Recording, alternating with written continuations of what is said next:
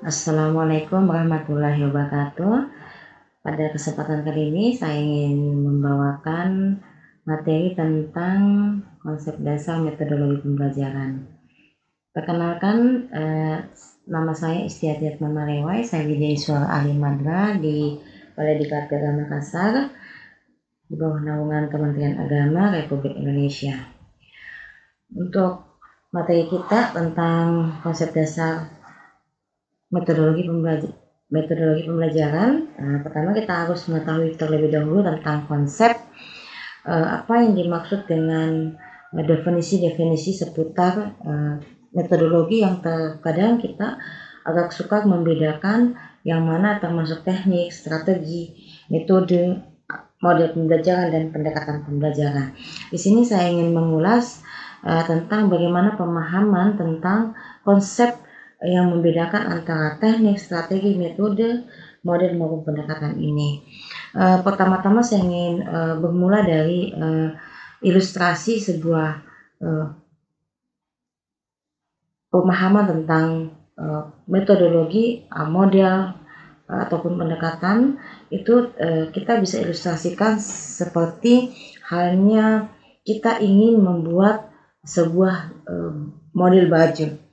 Sebuah model baju itu tercipta tidak seketika tercipta model baju, misalnya baju dinas, baju daster, baju casual, baju jas seperti itu.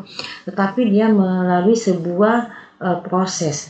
Nah, di sini jika saya ilustrasikan ke dalam konsep pembelajaran, kita mengambil sebuah bahan dasar dari pembuatan model tersebut itu dari berawal dari media atau alat peraga atau sumber belajar. Ini merupakan bahan dasarnya. Jadi ini adalah bisa diumpamakan sebagai kainnya. Nah, terkait dengan media, alat peraga dan sumber belajar nanti kita akan bahas tersendiri bagaimana teman-teman, Bapak Ibu sekalian mampu membedakan antara media, alat peraga dan sumber belajar yang memiliki karakteristik yang berbeda. Nah, di sini kita tidak membahas tentang media atau alat peraga maupun sumber belajar, tetapi kita masuk ke pemahaman konsep selanjutnya, yakni teknik, strategi, metode, model pembelajaran dan ataupun pendekatan pembelajaran.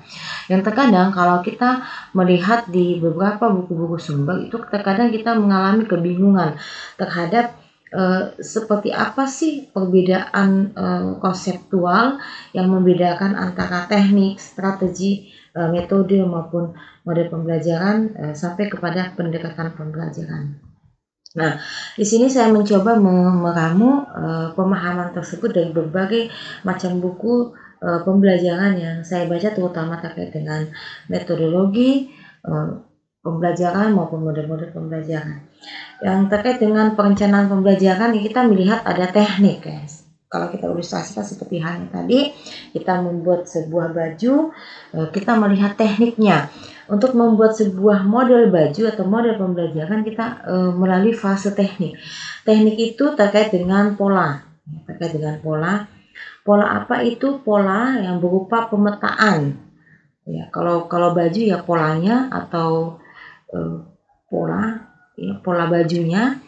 Kalau dalam pembelajaran ya terkait dengan pemetaan, analisis KI, KD dan IPK yang seperti sudah saya bahas di video pembelajaran kita sebelumnya, bagaimana membuat pemetaan atau menganalisis KI, KD dan membangun sebuah IPK.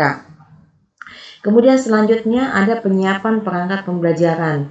Di sini pada saat setelah melakukan proses pemetaan, kemudian kita menyiapkan perangkat pembelajarannya dalam bentuk RPP dan instrumen penilaiannya, karena terkait dengan ini metode ini akan dijalankan. Jadi RPP dan instrumen penilaiannya. Kemudian dari teknik ini kita juga sesuaikan dengan kesediaan sarana prasarana, ya, sarana prasarana, media, sumber belajar dan lain sebagainya, ya, ataupun alat peraga. Kemudian teknik ini juga menyangkut tentang bagaimana menyesuaikan kurikulum dan silabus. maupun alokasi waktu yang ada. Jadi teknik-teknik inilah yang nanti akan merajut sebuah model ataupun metodologi dalam sebuah pembelajaran itu sendiri. Kemudian kita masuk ke strategi. Setelah kita masuk teknik, kita menurun ke strategi. Turunkan ke strategi. Strategi ini terkait dengan apa? Terkait dengan proses pembelajaran yang akan dilakukan. Kalau tadi teknik terkait dengan pola, pemetaan, penyiapan perangkat ataupun kesesuaian sarpas ataupun kuksil. Namun strategi ini terkait dengan proses by doing-nya, ya, proses pembelajaran yang akan dilakukan. By doing dalam pemahaman apakah proses pembelajaran ini dilakukan secara langsung atau face to face, tatap muka, on the classroom, atau secara reguler, jadi antara peserta didik dan pengajarnya, atau secara tidak langsung yang saat ini kita lakukan, yaitu dengan secara daring atau secara online atau berdasarkan e-learning. Atau proses pembelajaran ini dilaksanakan secara indoor atau di dalam kelas. Apakah strategi pembelajaran ini dilakukan di dalam kelas atau dalam ruangan tertutup berupa laboratorium misalkan, ya. Kemudian outdoor terkait dengan ini, ini ada yang ini lapangan tertutup gini ya. Kalau lapangan tertutup itu adanya di sini ya, di indoor ini, bukan di outdoor gitu ya. Oke, kita masuk ke sini.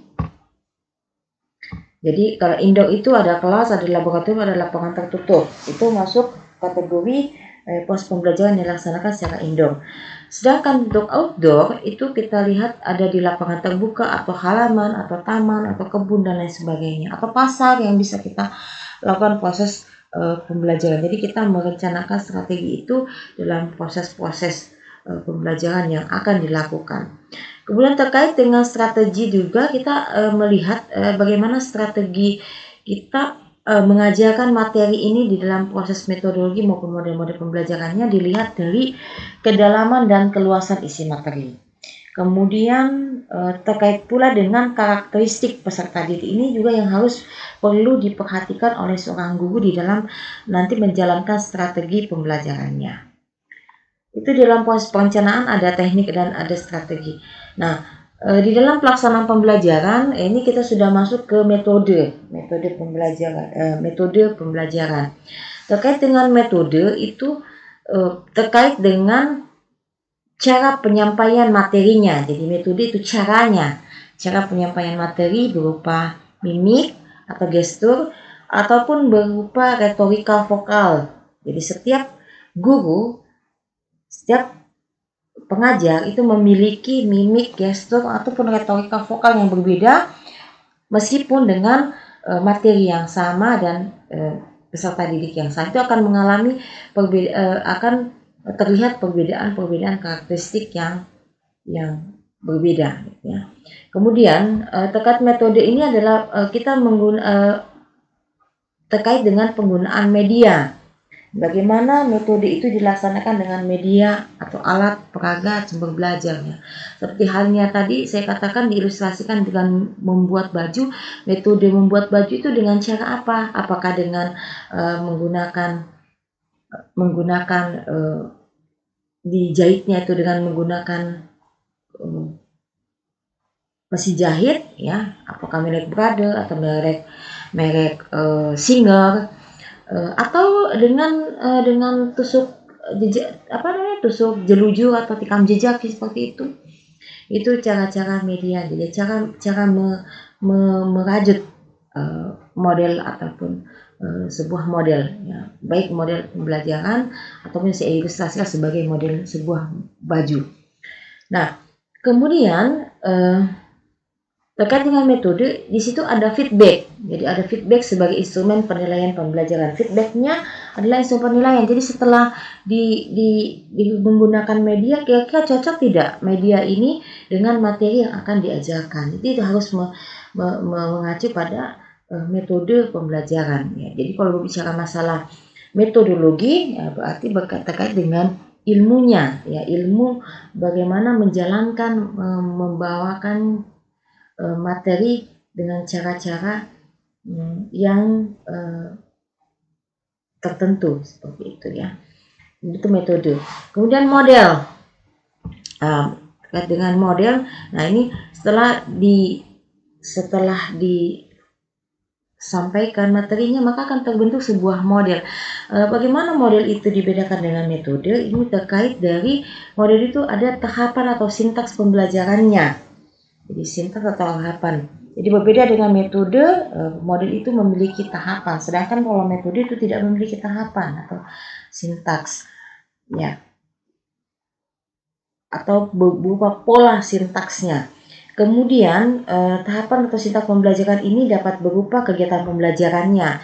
Kegiatan pembelajarannya di dalamnya ada kegiatan awal, atau kegiatan inti, atau kegiatan tengah, dan kegiatan akhirnya.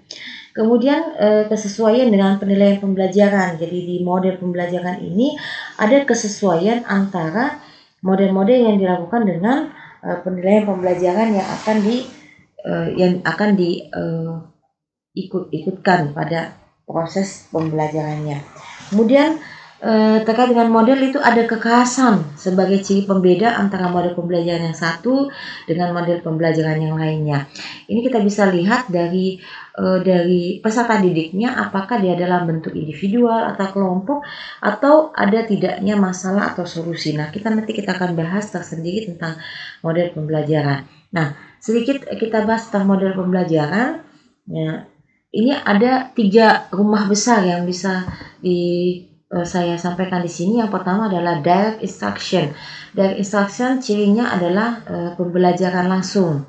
Jadi cirinya dia merupakan pembelajaran langsung, kemudian tidak memiliki tipologi, dia hanya metode. Jadi seperti tadi pemahaman kita tentang metode, bahwa metode itu adalah cara menyampaikan materi di hadapan peserta didiknya, ya, tanpa memiliki pola-pola tertentu dan memiliki karakteristik yang ada pada sebuah model. Kemudian ragamnya dari direct instruction ini kita bisa lihat, Bapak Ibu bisa biasa menuliskan di RPP-nya ada diskusi informasi tanya jawab. Berarti kalau diskusi informasi tanya jawab berarti dia adalah direct instruction. Jadi direct instruction atau pembelajaran langsung itu berbeda dengan ceramah. Jadi ceramah itu bukan merupakan direct instruction, tapi dia merupakan bagian ragam daripada direct instruction, gitu ya, pembelajaran langsung. Jadi ada diskusi informasi atau tanya jawab, ya. Kemudian ada role play dan ada demonstrasi. Kemudian model yang kedua, rumah kedua, yaitu ada cooperative learning. Ciri daripada cooperative learning, yaitu pembelajaran kooperatif, itu adanya kerjasama atau pengelompokan. Kemudian selain daripada itu, dia memiliki tipologi dan sintaks, ya.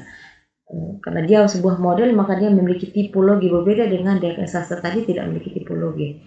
Tipologinya biasa kita kenal dengan STAD, ya, macam-macamnya, ya.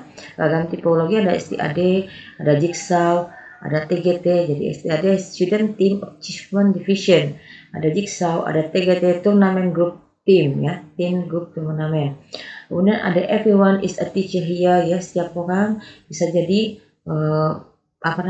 jadi guru. Jadi Everyone is a Teacher here itu adalah sebuah kelompok, sebuah model cooperative learning yang terdiri daripada 2 orang saja. Jadi hanya 2 orang saja bisa dikatakan sebagai kelompok. Jadi tidak sifatnya individual, tapi dia dalam bentuk kelompok meskipun dia hanya terdiri daripada 2 orang.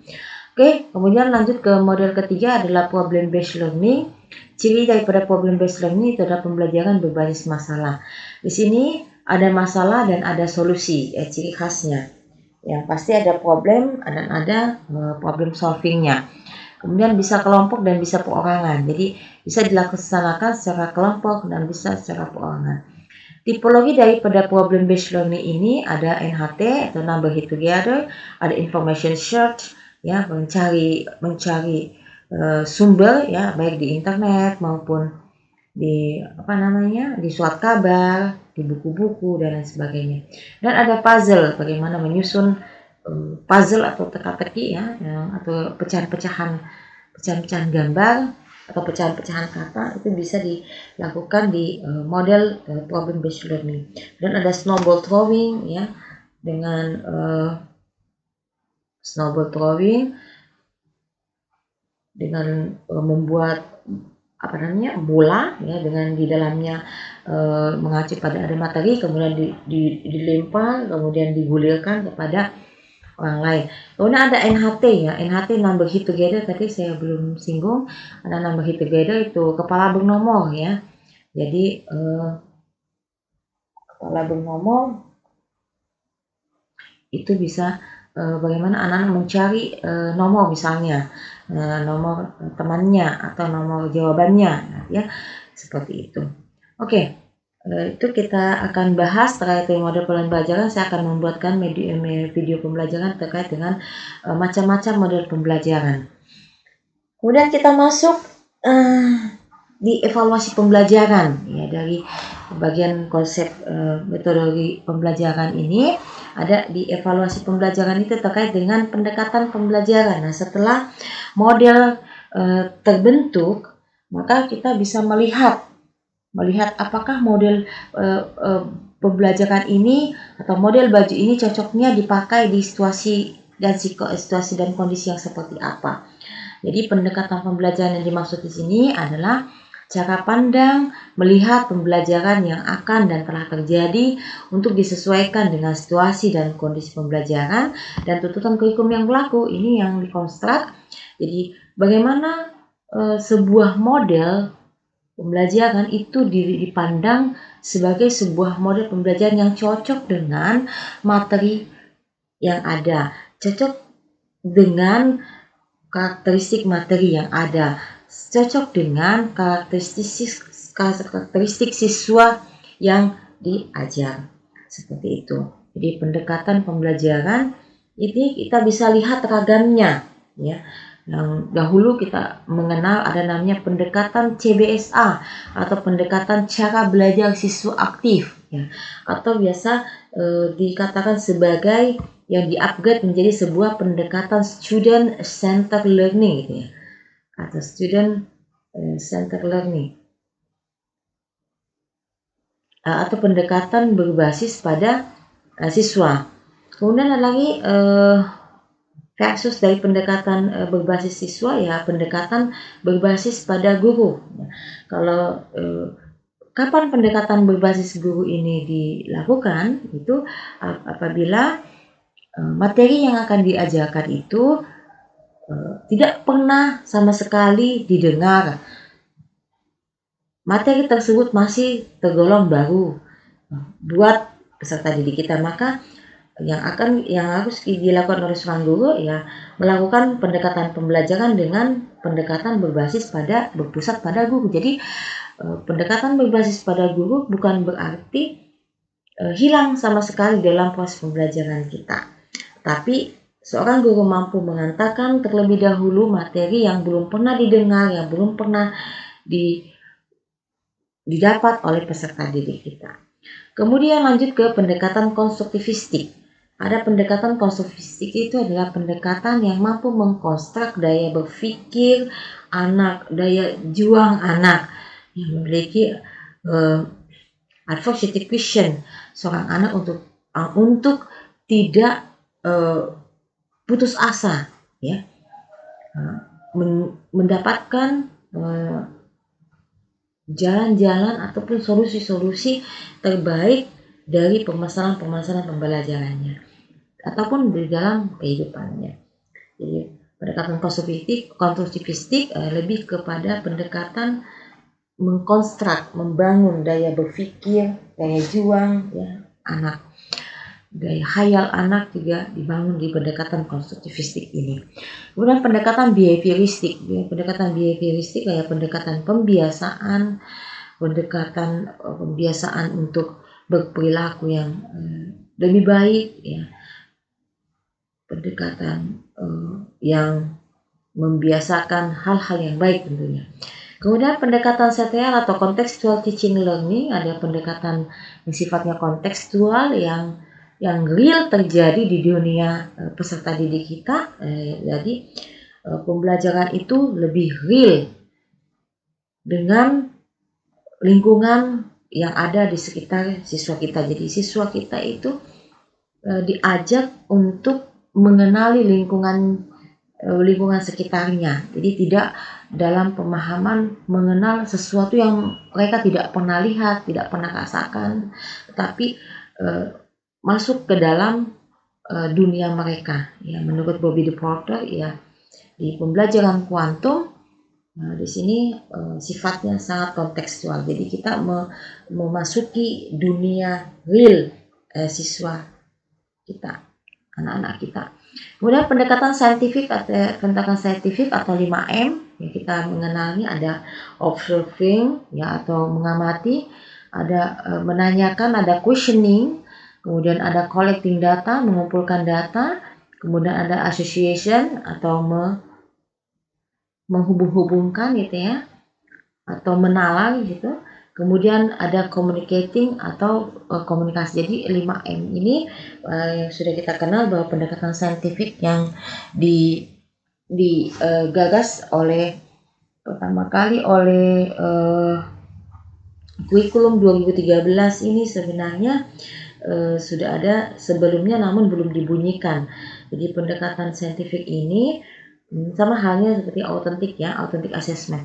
Jadi pendekatan saintifik ini tidak berarti bahwa selalu melulu dia harus diawali dengan observasi atau mengamati, ya. Kemudian diakhiri dengan komunikasi, tidak seperti itu. Tapi bisa saja observasi itu ada di langkah ketiga atau di langkah keempat. Atau misalnya pada sebuah pembelajaran itu collecting data itu tidak terdapat. Yang ada hanya observing, questioning, association. Jadi ini tidak pakem, ya. Jadi 5M ini tidak harus selalu muncul dalam sebuah pembelajaran di setiap di pertemuannya, ya, di setiap pertemuan. Bisa saja 5M ini munculnya hanya 3 atau munculnya secara bersamaan, namun tidak memiliki keberurutan yang pakem gitu, yang kaku gitu ya. Kemudian dari pendekatan saintifik ini kita mengenal yang terakhir itu ada pendekatan lain yang biasa sering dilakukan oleh proyek-proyek dari proyek-proyek pembelajaran yang diluncurkan atau digagas oleh dunia luar, misalnya seperti Kanoto Foundation, kemudian ada Outside Prioritas, itu dia menggunakan pendekatan mikir. Nah, pendekatan mikir ini ada prosesnya, ada mengalami, komunikatif, interaktif, dan refleksi. Jadi mikir itu adalah singkatan dari mengalami, komunikasi, interaktif, dan refleksi. Dia merupakan hal pendekatan yang sedikit yang sama ataupun sedikit berbeda dengan pendekatan saintifik sebelumnya. Nah, dari pendekatan-pendekatan ini, ya, kita yang akan saya bahas dalam hal ini adalah di pendekatan mikir atau mengalami, komunikatif, interaktif, dan refleksi. Jadi seperti apa itu kita bisa lihat. Jadi berbicara masalah mikir itu adalah sebuah pendekatan yang dimana di dalamnya kita menjalankan sebuah metode pembelajaran, ya. Jadi pendekatan mikir ini bukan merupakan sebuah modeling, ya, sebuah modeling karena dia tidak terformat dalam sebuah pola tipologi, tidak terformat dalam sebuah sintaks yang pakem, ya, seperti halnya yang ada di model-model pembelajaran, tetapi ia menggunakan alur pembelajaran yang dikenal dengan nama I-Care. Jadi I-Care itu terdiri daripada introduction, Introduction itu lebih kepada pendahuluannya ya, seperti halnya pendahuluan ataupun pengantar. Masuk ke connection, jadi bagaimana menghubungkan antara pendahuluan sebelumnya dengan materi, misalnya sebelumnya dengan materi yang akan dipelajari ya, atau kaitannya dengan materi ajar yang lain, jadi ada koneksitasnya, ada keterhubungannya. Kemudian masuk ke langkah berikutnya ada application. Jadi application itu lebih kepada mengaplikasi pembelajaran, materi-materi pembelajaran yang dipelajari pada saat itu. Kemudian masuk ke tahapan selanjutnya ada reflection. Jadi reflection ini adalah sebuah refleksi pembelajaran. Jadi mengevaluasi materi-materi yang sudah dipelajari pada saat itu. Kemudian masuk ke extension ya. Ekstensi kita bisa melihat bagaimana ekstensi dari keseluruhan materi pembelajaran yang ada. Oke, kita akan membahas ini satu persatu. Yang pertama adalah introduction. Jadi introduction itu seperti apa? Jadi introduction itu menyampaikan latar belakang dan tujuan. Introduction itu menyampaikan latar belakang dan tujuannya. Kemudian dia juga menyampaikan garis-garis besar ataupun langkah-langkah kegiatannya. Seperti misalnya rundown ya, semacam rundown. Jadi kalau dalam kegiatan pembelajaran yang ada di FPP kita, jadi mungkin ini adalah bagian daripada apersepsi. Jadi latar belakang kenapa siswa itu harus mempelajari tentang materi ini. Apa tujuannya kita belajar tentang materi hari ini.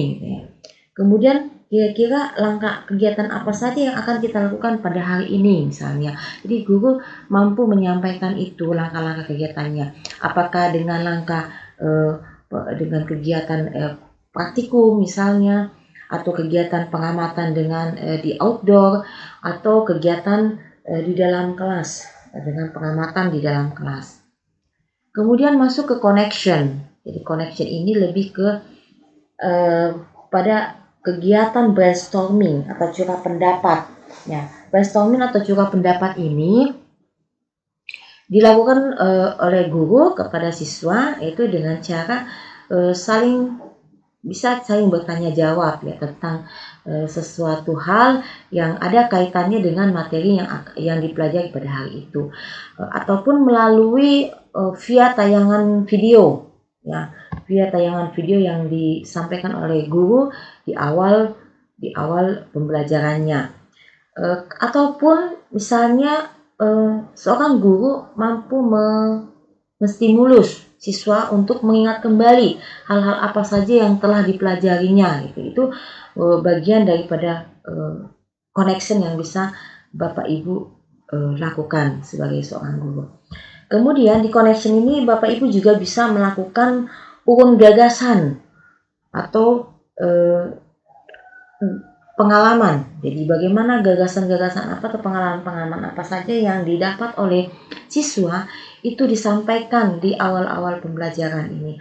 Atau misalnya guru tersebut atau Bapak Ibu sebagai guru mampu memberikan pertanyaan terbuka ya, pertanyaan terbuka dan faktual gitu ya. Pertanyaan, maaf ini ada dua ya. Pertanyaan terbuka ya. Pertanyaan terbuka maksudnya nanti kita akan bahas lebih lanjut di bagian dalam materi berikutnya terkait dengan metode mikir ini ya. Jadi ada pertanyaan terbuka dan ada pertanyaan faktual ya. Jadi bagaimana seorang guru mampu menstimulasi siswanya untuk memberikan pertanyaan terbuka. Jadi berbeda dengan pertanyaan tertutup yang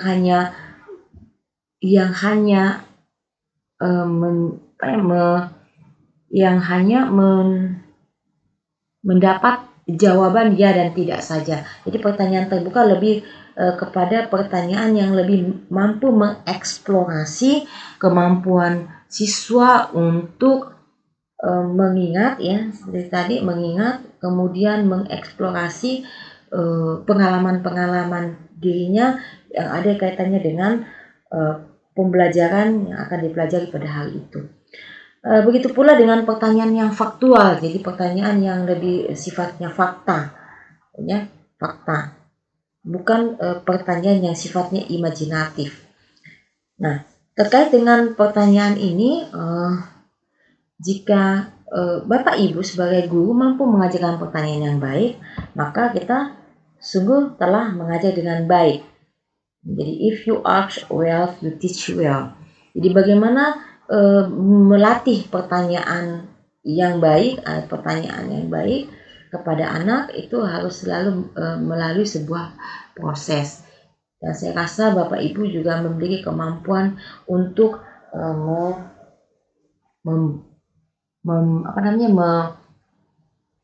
membuat pertanyaan-pertanyaan terbuka ataupun faktual. Nanti kita akan berlatih tentang ini. Saya akan membuatkan video pembelajaran tentang bagaimana membuat pertanyaan terbuka dan faktual. Oke, kita lanjut di tahapan di alur pembelajaran mikir itu ada application. Di application ini ada proses penerapan. Jadi ada tahapan penerapannya. Bapak Ibu bisa melakukan ini di sini dengan cara mengidentifikasi. Jadi caranya dengan mengidentifikasi apa-apa saja, misalnya apa? Mengidentifikasi materi kah, mengidentifikasi objek kah, ya. Atau misalnya dengan membedakan materi ajarnya, ya, atau materi subjek materinya, subjek matternya, atau membedakan lingkungan, ya, apa melalui via video, gambar, ataupun melalui praktek. Ini bisa Bapak Ibu lakukan di aplikasi. Kemudian selanjutnya di aplikasi juga Bapak Ibu bisa lakukan dengan cara mengenal. Bagaimana mengenal, bagaimana merumuskan, ya, kemudian memeriksa dan menyepakati. Jadi setelah melakukan proses mengidentifikasi, mampu mengenal, itu bisa dilakukan dengan menggunakan kertas-kertas metaplan, ya. Kemudian kita praktekkan hal-hal yang sudah kita kenali, sudah kita rumuskan, dan kita periksa, ya.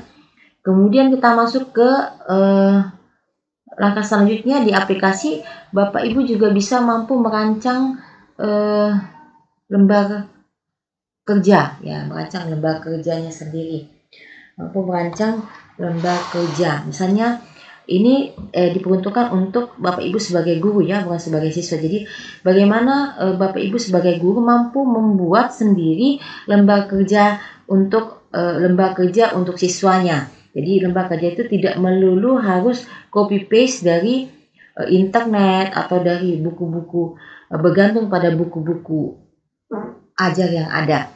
Kemudian karya kunjung. Kemudian kita lakukan karya kunjung oleh siswa dari hasil-hasil diskusinya dan melakukan pemetaan, jadi via diskusi. Aplikasi ini juga bisa kita lakukan dengan tahapan diskusi, misalnya pembentukan kelompok, kemudian kita bagi tugas, kemudian kita presentasikan baik di inter maupun di antar kelompok. Setelah itu guru melakukan proses penguatan. Kemudian langkah selanjutnya kita melakukan latihan, ya, latihannya adalah sebagai guru mampu merancang lembar kerja dalam kelompok, gitu, ya. Merancang lembar kerja dalam kelompok-kelompok ini untuk pelatihan guru-guru, ya. Kalau ini untuk siswa, ini juga untuk siswa. Kemudian lanjutnya kunjung karya dilakukan dengan menyampaikan, mendengarkan, dan beri input serta melaporkan input kelompok lain. Nah, inilah bagian dari aplikasi yang kaitannya dengan bagaimana proses mengalami, ada enggak proses interaktifnya di mana, proses komunikasinya, dan proses refleksinya di mana. Nah, kemudian lanjut kita terakhir di mikir ini ada reflection. Jadi refleksi itu menjawab pertanyaan. Menjawab pertanyaan tidak selalu melulu dengan secara lisan, tapi bisa juga via kertas-kertas meta plan atau posit, kemudian kita berikan ke fasilitator untuk disampaikan, kemudian diolah di dalam kelas. Kemudian refleksi juga bisa dilakukan dengan penguatan, refleksi dan penguatan, serta membaca informasi tambahan. Kemudian di bagian extension, bagian terakhir daripada pendekatan mikir ini, di sini ada saran atau rencana tindak lanjut atau action plan. Jadi rencana tindak lanjutnya apa, ya, atau follow up dari kegiatan ini apa, gitu ya. Kemudian mengkaji efektivitas RTL-nya, mengkaji efektivitas rencana tindak lanjut dan pengembangan ini untuk pelatihan guru-guru ya, untuk guru. Tapi kalau kita mau format ke dalam kelas, yaitu kira-kira rencana apa, follow up dari pembelajaran itu apa yang akan menjadi fokus kita selanjutnya dalam proses pengamatan kelasnya. Sampai di sini dulu barangkali yang bisa saya sampaikan terkait dengan pendekatan mikir. Salam uhwah dari saya. Silakan Bapak Ibu klik channel ini, klik like ya, dan subscribe. Kemudian kalaupun ada hal-hal yang tidak jelas ya, kurang jelas, silakan di komen dalam bentuk pertanyaan, ataupun bisa hubungi saya di HP WA ataupun Telegram saya di nomor ini. Terima kasih. Assalamualaikum warahmatullahi wabarakatuh.